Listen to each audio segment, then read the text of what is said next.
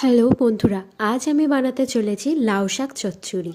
এটি একটি নিরামিষ রেসিপি, খেতে খুবই সুস্বাদু হয়।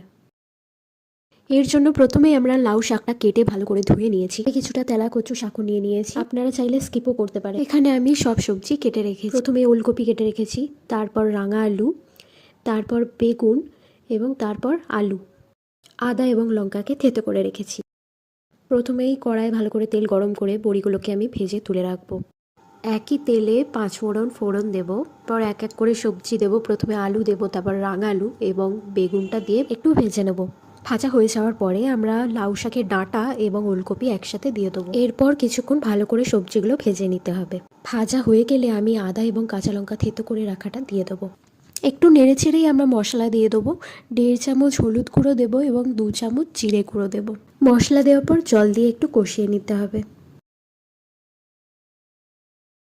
স্বাদ মতো নুন দেব। ভালো করে আমাদের কষানো হয়ে গেলে এবার আমরা লাউ শাকটা দিয়ে দেবো। তেলাকুচু পাতাটাও একই সাথে দিয়ে দেব। ভালো করে নেড়ে ছেড়ে জল দিয়ে চাপা দিয়ে একটু সিদ্ধ হতে দিতে হবে। শাকের জলের পরিমাণটা এমনই থাকবে যাতে বড়ি ঠিকঠাক জল টানতে পারে। এবার আমি বড়িটা দিয়ে দেবো। এবার একটু চাপা দিয়ে দেবো যাতে বড়িটা জলটা টেনে নেয়। এবার বড়ি সব জলটা টেনে নিলে এবং সব সবজি সিদ্ধ হয়ে গেলেই রেডি হয়ে গেছে লাউ শাক চচ্চড়ি। রেসিপিটি অবশ্যই বাড়িতে ট্রাই করে দেখবেন। এইরকম চচ্চড়ি ঠাকুরের ভোগেও করা যায়।